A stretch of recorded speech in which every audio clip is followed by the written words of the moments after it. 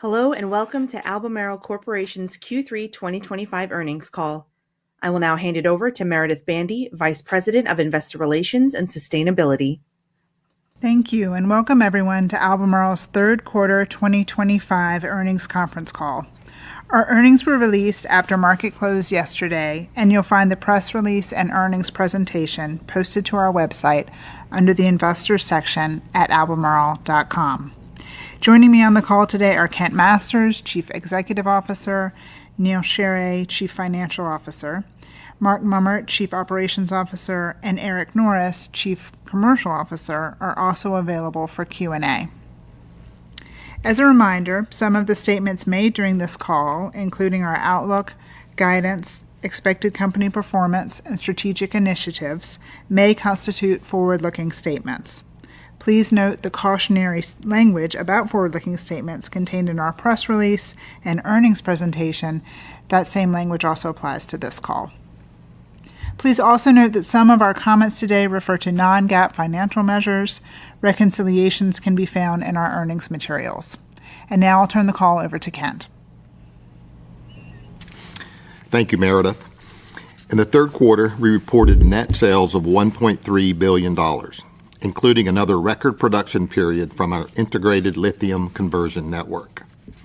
Adjusted EBITDA reached $226 million, representing a 7% increase as cost and efficiency improvements more than compensated for lower year-over-year lithium pricing. We generated $356 million in cash from operations during the third quarter, marking a 57% year-over-year increase driven by higher EBITDA and disciplined cash management.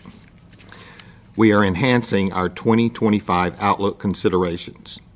Based on our year-to-date financial performance, prevailing lithium market pricing, and stronger than expected energy storage sales volumes, we now anticipate full-year 2025 corporate results to be toward the upper end of the previously published $9 per kilogram scenario ranges. Overall demand for lithium remains robust, up more than 30% year-to-date, supported by the energy transition and rising global demand for electric vehicles and grid storage. Notably, global EV sales have increased 30% year-to-date, led by China and EU battery electric vehicles. Grid storage growth was even more pronounced, climbing 105% year-to-date, with strong growth across all major markets globally. Additionally, we have made significant progress implementing cost and productivity improvements while reducing capital expenditures. Capital expenditures for the year are now projected to be approximately $600 million. We expect to achieve full-year cost and productivity improvements of around $450 million, surpassing the upper limit of our initial targets. Considering these factors, we now project positive free cash flow of $300 to $400 million in 2025. Turning to slide 5, recent portfolio actions further demonstrate our commitment to long-term value creation and enhanced financial flexibility. We recently announced 2 transactions. First, a definitive agreement with KPS Capital Partners to sell a controlling 51% stake in Ketjen's refining catalyst business. Second, an agreement to sell Ketjen's interest in the Eurocat joint venture to Oxons. Both transactions are expected to close during the first half of 2026. Together, these transactions are expected to generate approximately $660 million in pre-tax cash proceeds, giving us greater ability to delever while also retaining exposure to future potential gains in the refining catalyst business. This new structure positions the refining catalyst business to leverage KPS's manufacturing expertise and access to capital to accelerate its growth opportunities. At the same time, we will be able to shift our attention to our core businesses, energy storage and specialties, to set Albemarle up for long-term success. This transaction reinforces our commitment to boosting shareholder value, improving financial flexibility, and maintaining Albemarle's strong competitive position. Neal will now provide additional details regarding financial performance and outlook. Thank you, Kent, and good morning, everyone. I will begin with our financial results for the third quarter as presented on slide 6. Net sales for the quarter totaled $1.3 billion, a decrease from the prior year, primarily driven by lower lithium market prices. This decline was partially offset by higher volumes in both Ketjen and energy storage. Adjusted EBITDA for the third quarter was $226 million, representing a 7% increase year over year. This improvement was driven by disciplined cost management and productivity actions, which more than offset lower lithium market pricing. Our adjusted EBITDA margin improved by approximately 150 basis points compared to last year. We reported a net loss of $1.72 per diluted share. Excluding charges, the largest of which was the non-cash goodwill impairment related to Ketjen, our adjusted diluted loss per share was 19 cents. Turning to slide 7, I'll cover the drivers of our adjusted EBITDA performance year over year. We saw solid growth in sales volumes in both our energy storage and Ketjen businesses, and our consistent focus on cost discipline and productivity yielded positive results. By focusing on the actions in our control, we were able to offset lower pricing for lithium and spodumene. Turning to other segments, the specialties team delivered an impressive 35% increase in adjusted EBITDA, largely due to cost improvements across the board in raw materials, manufacturing, and freight. On the corporate side, we benefited from cost savings and favorable year-over-year foreign exchange movements. Turning to slide 8. As usual, we're sharing outlook scenarios based on recently observed lithium market prices. This slide shows a full company summary for each price scenario. Our outlook ranges remain the same as last quarter, but we've updated a few key points.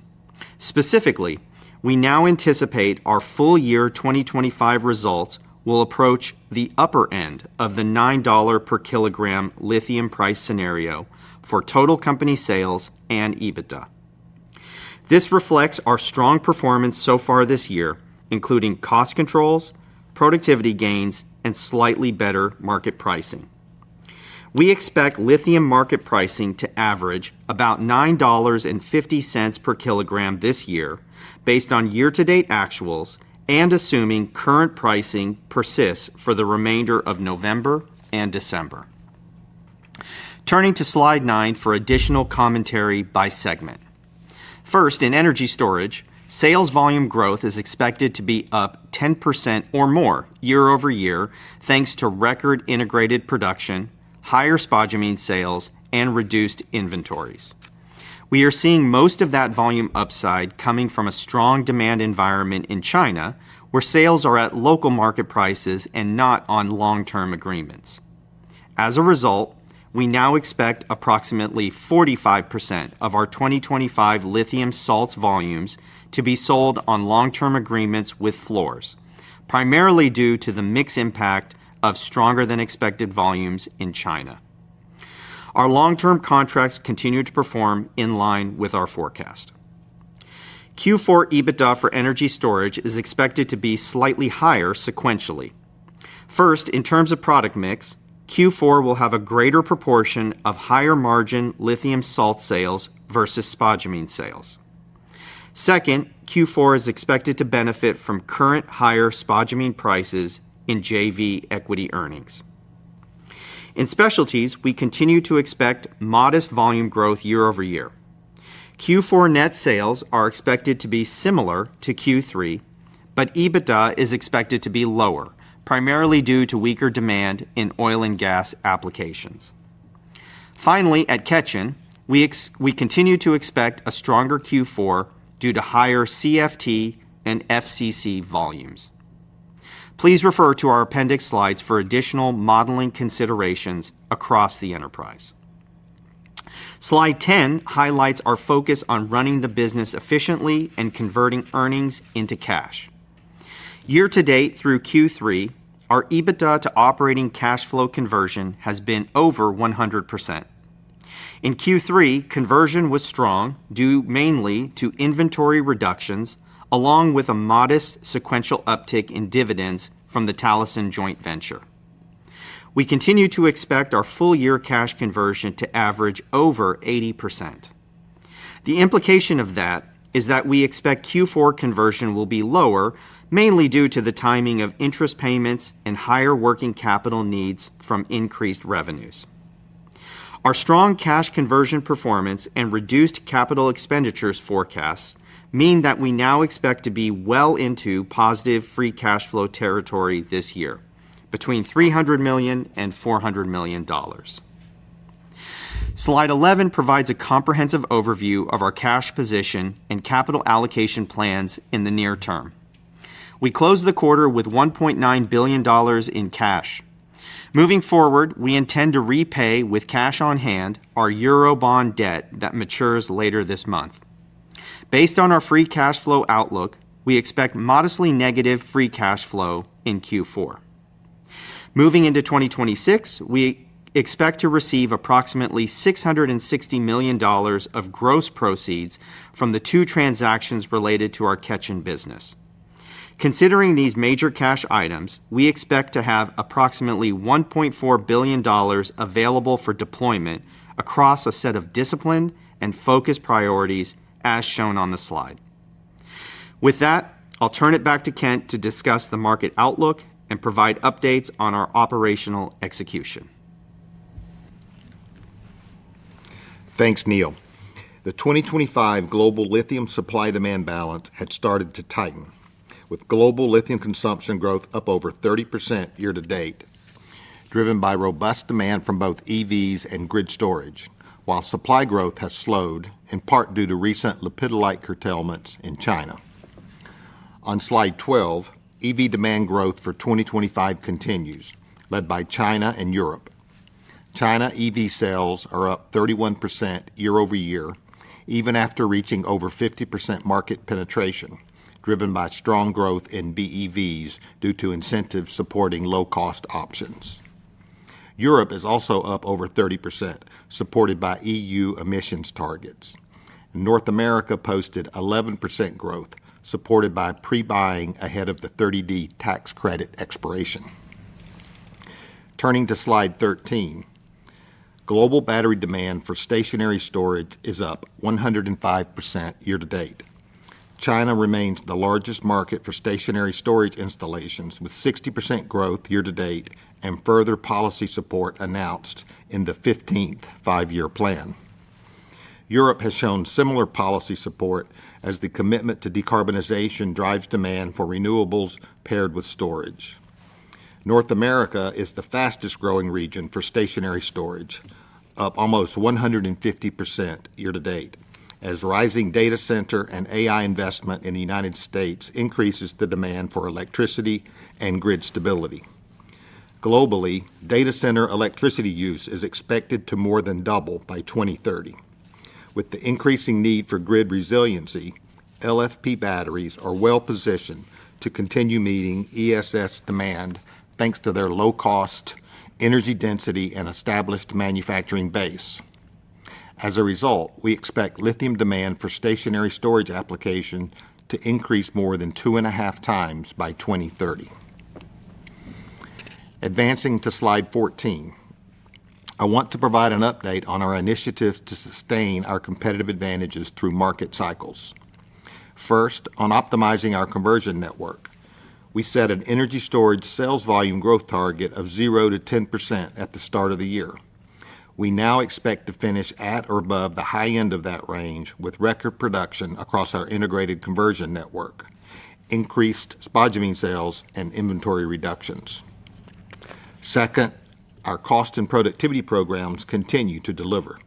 We began the year with a goal of $300 to $400 million in improvements. Today, we've achieved a $450 million run rate, exceeding the high end of our initial target. Recent projects have further reduced manufacturing costs and improved supply chain efficiency. Third, at the start of the year, we target a 50% year-over-year reduction in 2025 capital expenditures. By focusing on high-return, quick payback projects and optimizing existing scope, we now expect 2025 CapEx of about $600 million, reflecting a 65% reduction year over year. Finally, our announced asset sales are expected to generate approximately $660 million in cash, providing significant additional financial flexibility. We continue to adapt in a dynamic environment, adding new measures as needed. We're building a culture of continuous improvement and the mindset to identify opportunities to achieve savings and efficiencies. These actions are contributed to positive financial results, as shown on slide 15. Our commitment to cost discipline is clearly reflected in our financials. Sales, administrative, and R&D expenses are down $166 million, or 22% since last year. Cash flow has strengthened, driven by targeted cost and capital reductions and strong cash management. As of Q3 2025, we're generating positive free cash flow year to date, and we expect $300 to $400 million for the full year. Our efforts have allowed us to shore up and maintain healthy corporate EBITDA margins in the 20% range, even as lithium prices declined.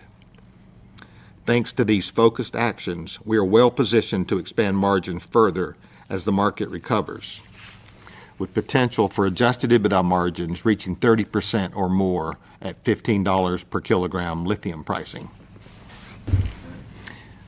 In summary, on slide 16, Albemarle delivered strong third-quarter performance while continuing to act decisively to maintain the company's industry-leading position through the cycle and capture upside as markets stabilize or improve. We are maintaining our full-year 2025 company outlook considerations, with notable enhancements to energy storage volume growth, improved cost and capital savings, and strong free cash flow generation.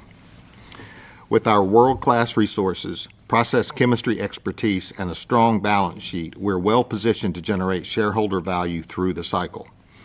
I'm confident we're making the right moves to stay ahead and capitalize on long-term growth opportunities.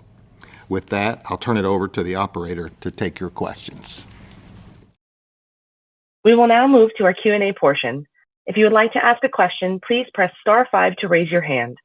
As a reminder, that is star 5 to raise your hand. Also, please bear in mind this Q&A session is limited to one question and one follow-up per person. Our first question will come from Aleksey Yefremov from KeyBanc. Your line is open. Thank you. Good morning. Strong results. I wanted to ask you about dynamics at Talison. You mentioned you'll have better profitability because of higher spodumene prices. But how do you think this would evolve in maybe first half of 26? Would you see higher spodumene costs? Would that be, again, offset by higher equity income or not? If you could walk us through that dynamic for your lithium margins. Yeah, so maybe I'll start. Neil, you can a little bit of color to that. But so we won't predict the price. So for lithium, for salt or spodumene, but I mean, the market is tightening. It is tight. It has moved up a little bit, so we're optimistic about that. But we don't plan on that. And I don't. And from a spodumene standpoint, I mean, it all depends whether if prices move up, the margin will either stay with salt or it moves over to spodumene. And we're a bit indifferent because of the integrated network that we operate. So I don't know that it's a big difference between the two. Recently, in the recent past, when prices move, most of the margin moves to the resource, so spodumene. And then I think the other part is a little bit about the Talison and inventories and the way that gets costed. Neil? Yeah, Aleksey, I think you're thinking about it right. That in a rising spodumene price environment, we get one immediate benefit, which is obviously any sales or that Talison makes to our partner. We get some of that benefit immediately through our equity earnings. But then, of course, our portion of the profit does go into inventory, and it comes out over time as we consume the spodumene.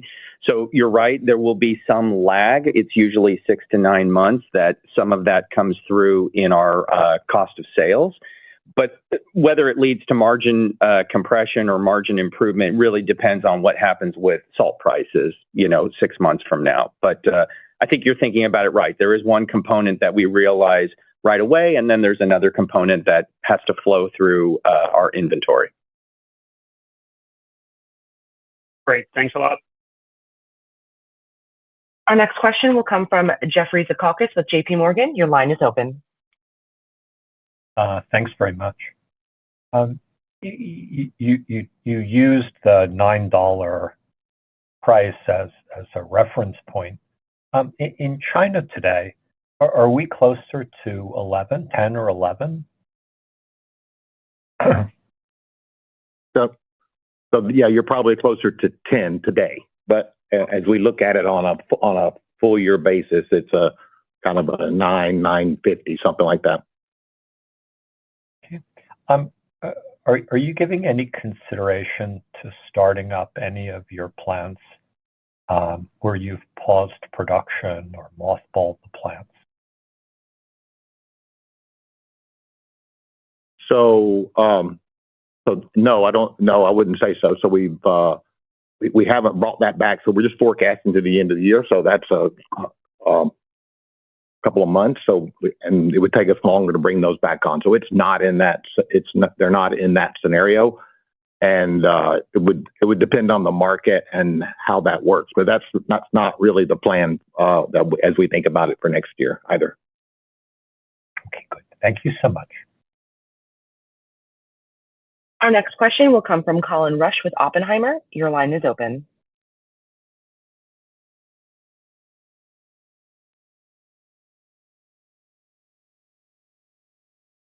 It looks like we are having some technical difficulties with Colin. Your next question will come from Vincent Andrews with Morgan Stanley. Your line is open. Thank you, everyone. Just a quick question. When you talk about the full year adjusted EBITDA margin potential of 30% or greater at $15 a kg, are you speaking of the energy storage segment or the company overall? The overall company. Okay. Thank you. And then if I could ask, in the capital allocation slide, you talk about, with the $1 billion paying down or deleveraging, but then there's also another language about liability management opportunity. What does that refer to?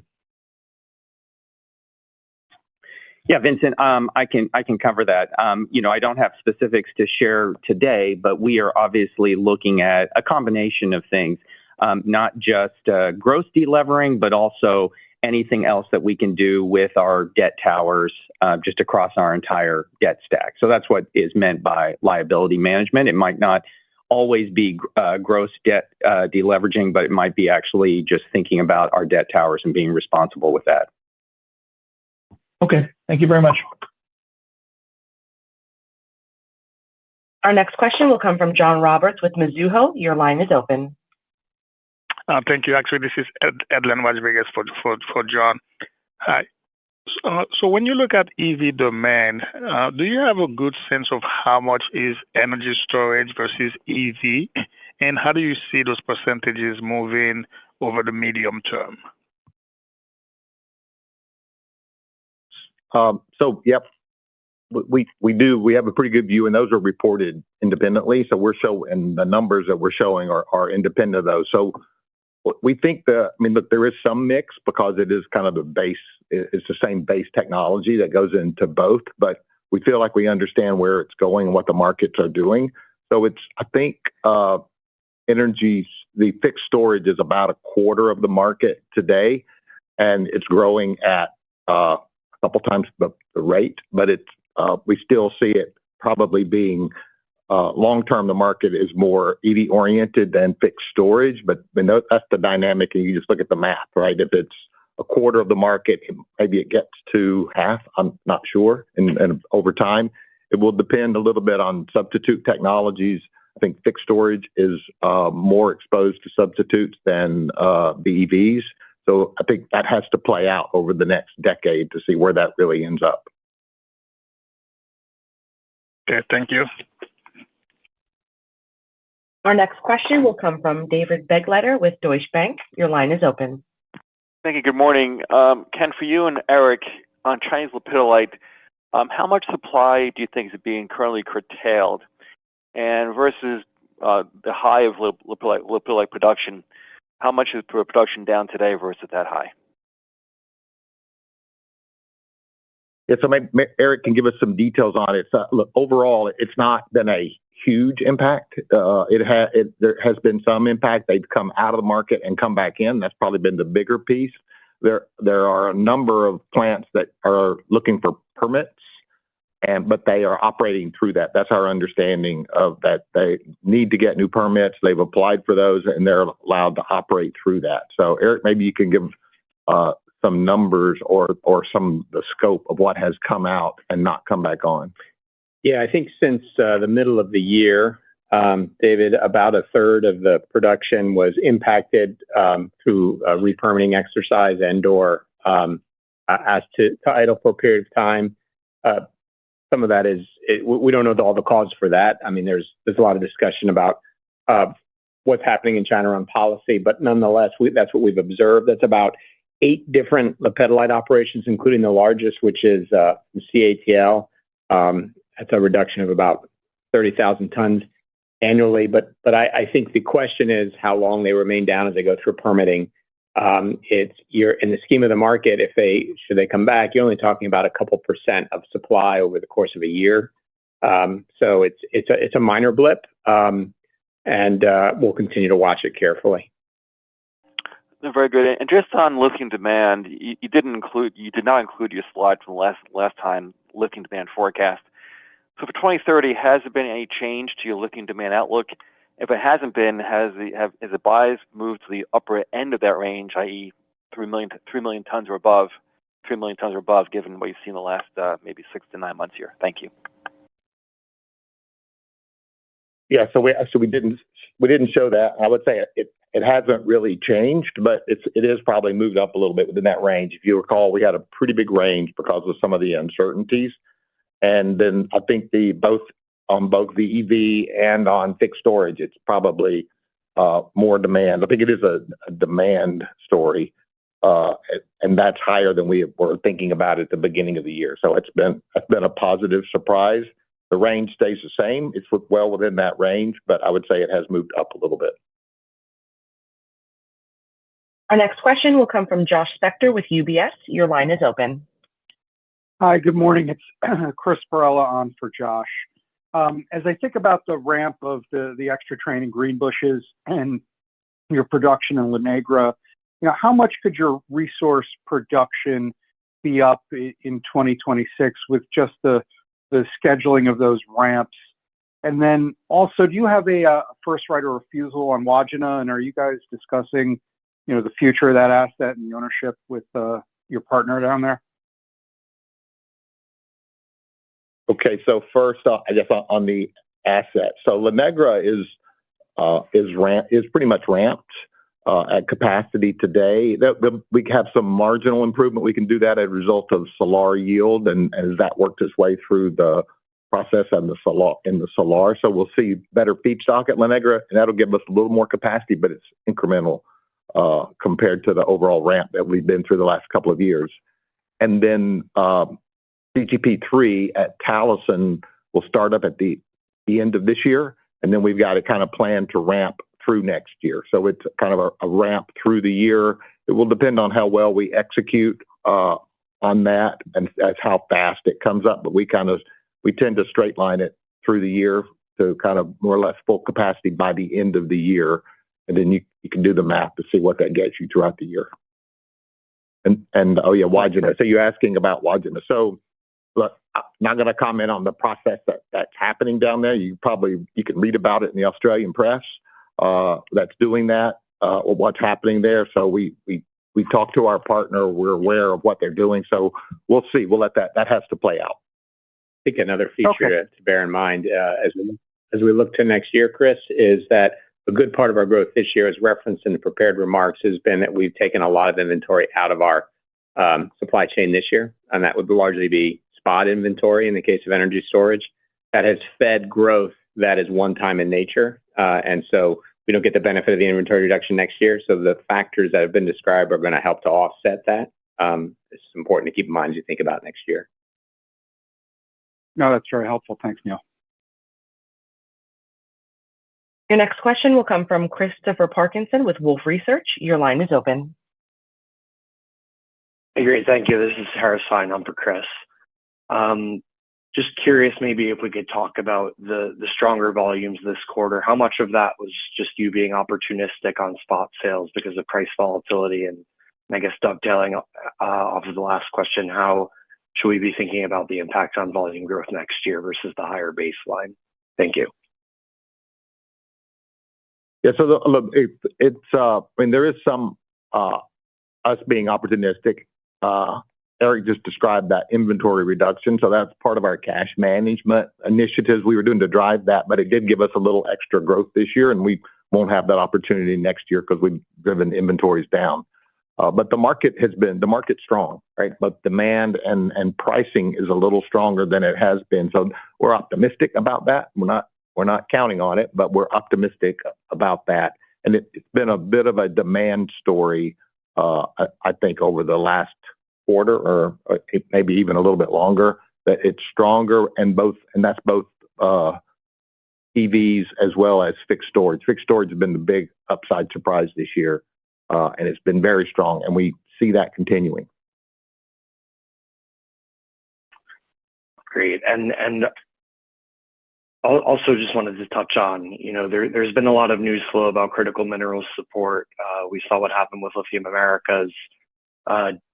Just curious to hear what the latest you're hearing is, and in the event we start to see maybe the government engage a little bit more concretely on a localized energy storage infrastructure, maybe just some thoughts on the scenario planning you're doing in terms of how that might shift your strategy either way.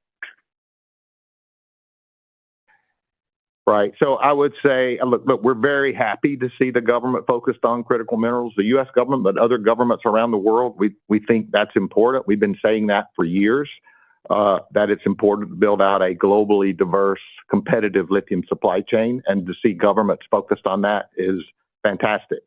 I'm not going to speculate on what could happen with the governments. We're talking to governments all over the world, all the time, everywhere that we operate.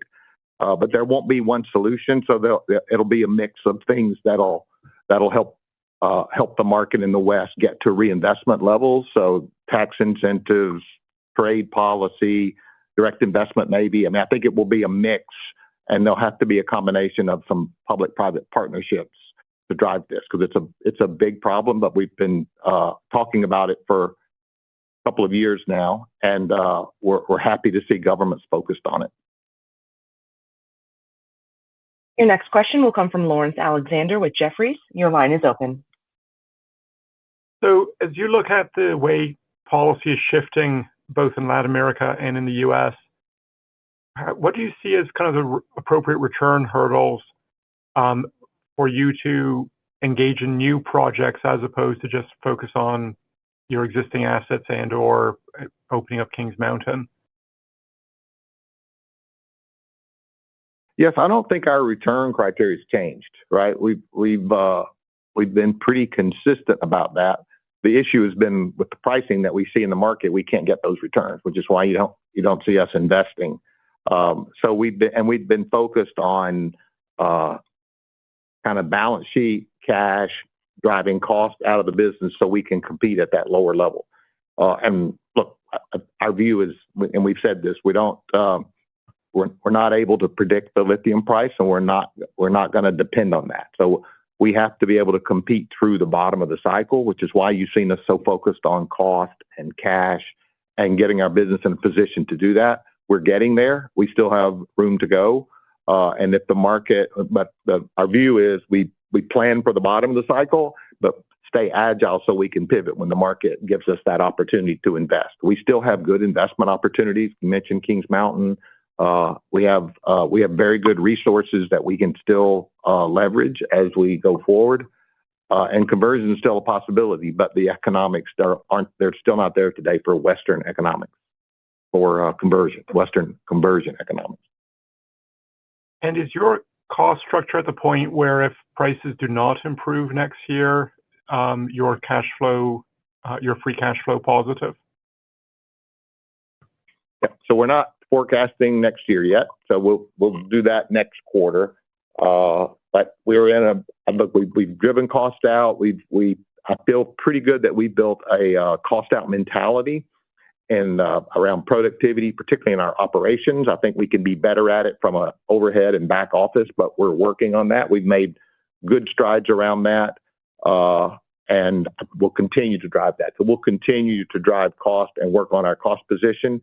But it's still a new market, and it's going to be volatile and dynamic, and we have to be able to ride that to capture the upside, but work our way through the downside.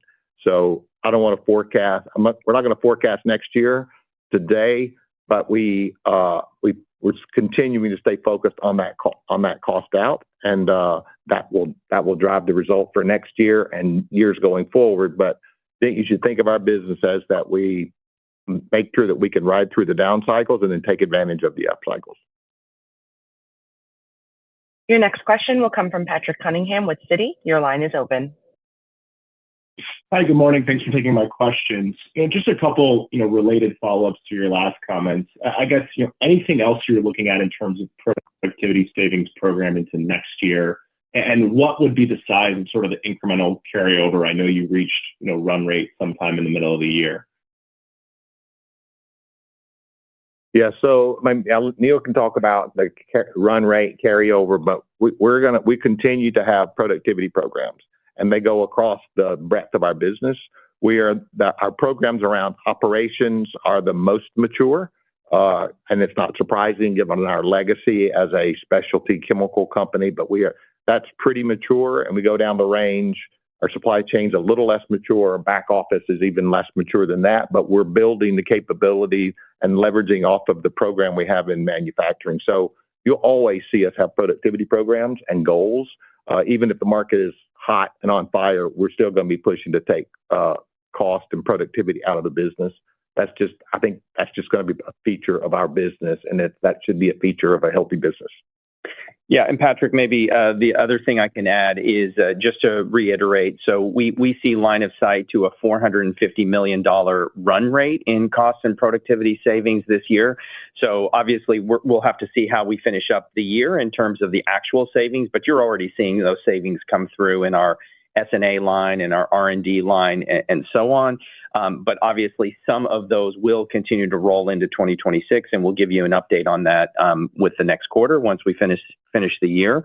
But let me give you an example of what you can expect to hear as you get into 2026. Just a small example, though, is that we continue to ramp our facilities to full rates. That's a perfect example of the productivity measures that we're really working on. Kent kind of highlighted that in Chile, we're almost to the kind of top end of what we could do with La Negra. Our Meishan facility in China is, I think, about a year ahead of schedule in terms of its ramp, and it's getting almost up to full rates as well. So you can expect that kind of continuing to sweat the assets as kind of a key theme in our productivity on top of any other additional cost actions that we can take as well. Got it. That's helpful. And then maybe just a quick one on bromine. It seems like there's some strong demand there in areas like electronics, but maybe some offsets that have pulled performance down and seen some normalization in prices. How have sort of the bromine supply and demand trended throughout the balance of the year, and what sort of outlook are you seeing for the fourth quarter? Yep. So this is Eric. First, on the demand side, you're right. It's still a mixed market, reflecting probably the many of the GDP-oriented markets, growth markets that we serve. So, for instance, you mentioned electronics, pharmaceutical; those have been stronger markets. Weaker markets have been building, construction, and oil and gas of late. Stronger earlier in the year, but with drop in the price of oil, a little weaker in the second half of the year. We saw, if you look at the supply side and the tightness or balance of supply and demand, middle of the year, we saw some tightness. You may have seen, if you follow bromine, elemental bromine prices, particularly out of China, there's an index you can follow. You've seen that price rise. It's now started to come down again as the market has become more balanced on the one hand. On the other hand, we're headed into the time of year where some seasonal production in India and in China that comes offline due to the winter months. And as that happens, I don't think we're going to get to a tight situation, but we'll remain fairly balanced. So we're not looking at this as being supremely oversupplied or undersupplied, therefore dynamic from a price standpoint on elemental bromine at the moment, fairly balanced as we go into the end of the year. Great, thank you. Your next question will come from Rock Hoffman with Bank of America Securities. Your line is open. Hi. I guess, does the energy storage volume beat contain the pull forward? And just given the stronger near-term volume assumptions, where would you expect the contract spot mix to shift in 4Q and thereafter? Yeah, so the pull forward, as you described, I think that's mostly inventory, right? So we had inventory that we were able to use that. The market's strong, so we're selling into a strong market, but it's not we're pulling next quarter's volume forward, but we are bringing, to some degree, capacity forward by selling inventories that we had. It's also just us being leaner on cash and inventory. So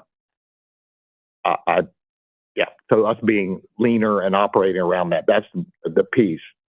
The other piece, I guess, we saw from a pull forward would be the expiration of the 30D tax credits in the U.S. So there was a bit of a rush for people to buy EVs in the U.S. It's 10% of the market, so it's not going to be dramatic overall, but that is one where demand did get pulled forward a little bit. Understood. And just as a follow-up... Yeah, and Rock... Yep. I'm sorry, Rock, I think you had asked about contract spot mix going forward. I just wanted to add one point, which is, look, I think, Kent had mentioned in the prepared remarks that our contracts continue to perform. We don't have any major contracts that are rolling off until you get towards the end of 2026. But look, the demand has been so strong in China in particular, where we don't sell volume on long-term contracts. So if that trend continues into 2026, just based on mix alone, you can probably expect that our 45% that we're at this year will tick down just because of where the product is going and the fact that it's not going on these long-term contracts. But it's not a shift in our long-term contracts. It's really more about geographic mix of sales. Makes sense. Just as a quick follow-up, any preliminary thoughts on 2026 CapEx, and I guess more broadly, when you would need to turn on CapEx in order to incentivize any meaningful volume growth after 2026? Yeah, so I think, we've worked our CapEx down, and we've tried to be very thoughtful about that. So we would anticipate, unless we pivot to do some investments I'm not thinking of right now, we will continue at that run rate or maybe a little bit lower. We'll continue to work on that to get it down. We don't think we're shorting our assets with the cuts that we've made. We're getting more efficient at it, but we're being thoughtful and careful. That's why we leg down slowly, I would say, particularly on maintenance capital. So without not forecasting some investment that we might make as a result of the market taking off, you see us in a range where we are maybe another leg down, but the legs are incremental now, not we're not going to make 50% reductions within, that's not in the cards. There may be 10%, something like that. Thank you. Our next question comes from Arun Viswanathan with RBC Capital Markets. Your line is open. Great. Thanks for taking my question. I guess I'm just curious to get your thoughts on spodumene and the impact on pricing. So it looks like, prices are for both carbonate and hydroxide are kind of settling out at marginal cost levels. Would you agree with that? And would it take spodumene maybe to go up to $1,200 or $1,500 to see some more robust activity in lithium salt pricing? And if so, what would drive that? Spodumene, do you feel that supply demand is balanced or tight or loose, or maybe you can just comment on that relationship. Thanks.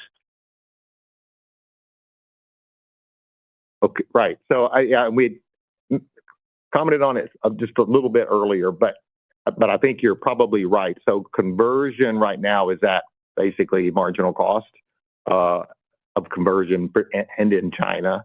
And then when you see price move, most of the value in the price movement, the conversion stays at that cost, that marginal cost, and it moves to the resource. The margin moves to the resource. So that's kind of what we've seen for at least a year now. Most of the value moves to the resource because you have overcapacity for conversion in China primarily. It's a little bit different when you start talking outside of China, but the majority of the market is in China. But the market is getting a little tight, and I think that's why you see prices move up. It's probably a bit more as a demand story, but supply's not kept up. Demand's stronger than we thought, and supply growth is less than we thought, and that's tightening it. Inventories are coming down in both salts and in spodumene in the system, throughout the system. So I think it's a demand story. I guess maybe it's both because supply has not been as strong as we were originally thinking, and demand has been stronger. So the market is tightening. So it's a supply-demand piece, but all the value at the moment does move to spodumene. Great, thanks for that. And then could you also comment on your potential commercialization in the energy storage market? What are you seeing there, and what do you kind of expect over the next few years from a demand standpoint? Thanks. Well, it's the same supply chain and value chain as it is for batteries for EVs, for the most part. I mean, there are people specializing in that, and the core technology, it's pretty much the same thing. And from our standpoint, it's about the same. We sell the same material, it's just which value chain it goes to. Most cases, it's the same customer that's playing in both energy storage and the electric vehicle market. But the growth has been very strong. A lot of that is grid stability. Well, it's about renewables and storage to go with it in Europe and China to some degree, but it's also about grid stability and data centers. You could say artificial intelligence, but that system is what's driving it, particularly in North America. So it's a pretty dynamic market. You always get the question, or you think about it, is lithium ion technology the right technology for that? I mean, it's what's available today at scale. Supply chain has been built out, and it still has a significant cost advantage over other technology like sodium ion. So they don't have scale at sodium ion yet, and the cost is still significantly higher. So I think in the near term, it's going to be mostly LFP technology. Long term, you probably see sodium coming into the mix, but I think we're kind of forecasting about 80% of that stays with lithium ion technology. Your next question will come from Joel Jackson with BMO Capital Markets. Your line is open. Hi, good morning. Kent, you've talked about for a while and today about really being able to ride out the cycle here. What do you think Albemarle is going forward? If you're not really doing any growth beyond CGP3 and some conversion in China, and you're looking at taking CapEx maybe down a level, economics don't justify new builds or new capacity. What is in this growing, rising sector of EV and now ESS? What will Albemarle be? Are you worried about not growing proportionally with the industry? Yeah, so look, a lot of the work that we're doing is to preserve that growth optionality as we go forward, but we need to see good business cases in order to do it. So my view is we're being disciplined. Look, we probably are risking some of the upside by taking the approach that we have, but we are making sure we can go through the bottom of the cycle and then take advantage of that uptick. So we will capture growth. We have opportunities. We think resources is the key to that, and we have some of the best resources on the planet. So it is about optionality, and we have to manage our balance sheet, and the market opportunity out there. And we don't want to get caught flat-footed, but I think what we're trying to build is a business that is agile, and we'll be able to pivot to do those investment projects when we see the right economics. Okay, and my second question is maybe a little strange, but I mean, we've seen a lot of good data out from a lot of different industry sources about the acceleration in growth rates in ESS. Can you talk about on the ground what you're actually seeing? You know, is the hype real? Is it being exaggerated? How much tangible evidence do you have of accelerating growth rates in ESS that you can share? Well, Eric can comment on that, but I think the most tangible is the volumes that we see going into it. I mean, that is not, I mean, they are shipping and going into batteries. So that's not forecast. That's legitimate. That's real. So I think that, I mean, that market is there. Eric, you can comment on more specifics. Yeah, it's akin, Joel, to the last question that came up around where, what's going on in this market. Is it a different channel? It's not. It's the same big battery names that are in the EV space. And I guess there are a couple of things we see, certainly in China, which is the largest market and really the home of LFP technology. We're seeing a lot of, in all of our discussions with both cathode, particularly LFP cathode and battery producers in China, those cell lines are at full utilization now to meet the demand, both domestically in China and abroad. The interesting thing about the grid storage market is it looks a little different from a global perspective than the EV market, meaning it's not all just about Europe, China, and the US. It's the rest of the world, and the grid demands, grid stability, renewable power are important. Whereas in North America, of course, the big driver is more about AI data centers. And even now, pivoting to the US, we have a great number of battery partners, partner with OEMs here in the US who are taking those same facilities and looking to retrofit them to make ESS technology, whether that's moving to a lower nickel technology or to an LFP technology.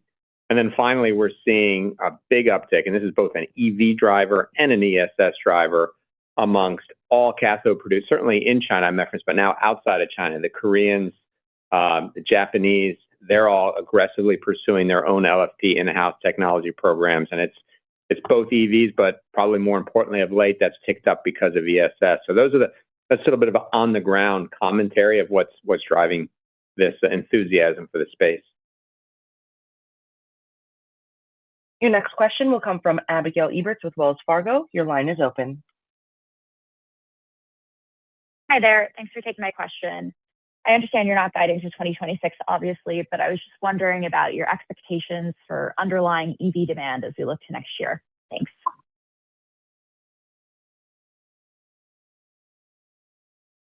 Eric, do you want to comment? Abigail, you said that you were curious about underlying EV demand for next year. I think we continue to have it. Go ahead. Sorry, did I cut? Okay. This is a part and parcel of the long-term forecast we did not put in the slide deck we have in prior decks. It's a growth in the market we see of 2.5 times between now and 2030 of the total market consumption for lithium. And while we spent in the last question a lot of time talking about AI data centers and grid storage demand, that's about 25% of demand. The well over close to 70% of demand in the space or more is for lithium is driven by EVs. China continues to be strong. The interesting thing about China is that it is now over 50%. It is well below the tipping point from a cost standpoint. So the pack costs are well below $100, and in some cases half that level. And so that's producing a car that's now more competitive than an internal combustion engine with an incredible amount of vehicle choice to consumers there. And healthy demand for both battery electric and plug-in hybrid vehicles. Now, as that market gets bigger, the percent growth rate obviously gets smaller because it's just the law of large numbers, if you will. The growth is still the penetration we still expect to continue. We're encouraged most recently and expect a continuance into next year in Europe there's a lot of discussion about the long range emission targets, and we have to just remain vigilant as to what the policy decision there is. In the short term, there's been a commitment to the next step in that CO2 reduction across the fleet on average. And while some benefit was given to go slower this year, they still have to hit an average 3-year target, which means they're going to have to go faster from a supply side to produce such vehicles in the coming years. Probably our most not questionable, but difficult to predict market for EVs would be the U.S. All of those technology trends that I just described should be favorable to cost and adoption. Even here in the U.S., we're at that tipping point on pack costs. However, policy and other things may not be supportive of that, so we'll just have to wait and see. However, that is the smallest of the 3 major markets. It's only about 10% of the lithium or EV or lithium demand, or not saying that right, of EVs are in the U.S. So that outlook we see flowing into next year as well. Thank you. Your next question will come from David Deckelbaum with TD Cowen. Your line is open. Thanks all for taking my questions this morning. I did want to follow up, and maybe with Neil, just post Eurocat and Ketjen partial monetization. Obviously a significant amount of capital coming in. One, I'm trying to think about how much capital you'd be saving on the CapEx side, 26, just from divesting those assets. But more importantly, once the proceeds come in the first half of 26, I think you've talked about it increasing your ability to delever. What do you see doing with those proceeds near term, or has this just become a cash hoard to opportunistically look at the balance sheet? Yeah, hi there, David. So let me, if I hit all your questions here, I think in terms of, I think you were asking what is the CapEx from Ketjen. I think on a going forward basis, you should think about roughly 10% of our CapEx is related to Ketjen, and that will be what would potentially come off as we get into next year. Now, we obviously have to see when the transaction will close, so there might be a little bit of Ketjen CapEx in our numbers next year, but maybe just for the first half of the year. This year, Ketjen's CapEx admittedly was a little bit higher than that. That was mainly because Ketjen was finishing its own growth investment called ZSM-5. That project is done, but we did have a little bit higher CapEx through the year related to Ketjen. In terms of, I think the second part of your question is sort of what are we going to do with that cash? Look, I think we have always said that delevering is one of our top priorities as a company, and we're at that point now. We obviously have enough cash on hand to take out or repay the debt that's coming due here in a few weeks. That will happen in the normal course. And I think what you can expect is that once we have line of sight to getting to the proceeds around Ketjen, look, I think that's when we'll get a lot more serious about acting with that cash. We're not going to necessarily let it sit on the balance sheet for too long. And we have some thoughts around how we want to do that with regards to delevering, as well as the other capital priorities that we have on our slide in the deck. So I can't give you any more specifics around timing, but obviously we're developing our plans now. Appreciate that. And maybe just a second one for Neil or Kent. Obviously, super commendable job this year, just getting the free cash neutrality. I know part of the benefit was, or you did have some help from a customer prepayment, but albeit at the bottom of a pricing cycle here. As we go into 26, I know a lot of people have asked about the free cash outlook, but I guess in isolation, one tailwind that I am curious on is just the outlook for dividends from Talison, which I guess as I think about CGP3 completing and coming online, should that be a credible tailwind going into 26 in your view? Yeah, David, I can start on that. So we kind of covered that a little bit earlier in the Q&A. Just to go back to that, is that CGP3 is basically in the tail end of the investment part of things, and it will start to ramp as we go through 2026. But you should think about kind of the majority of 2026 really being the ramp period for that facility. Two big things I think that the Talison dividends will be dependent on is obviously, number one, how well or quickly that unit ramps up. And we're working with the JV right now to understand what that's going to look like as they tip over into startup. But then the other part, of course, is pricing. And so it's a little early for me. We never do try to call pricing. It's early for me to call pricing for spodumene across the balance of 2026.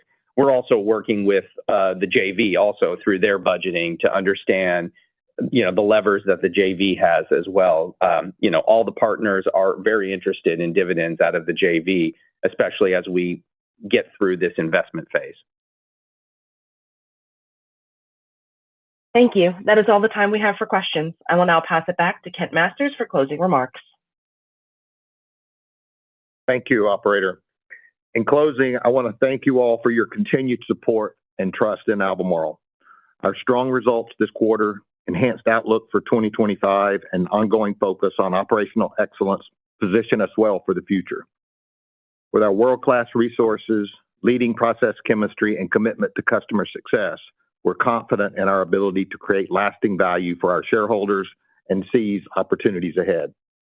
We appreciate your partnership and look forward to connecting at our upcoming events. Stay safe, and thank you. This concludes today's conference call. Thank you for your participation. You may now disconnect.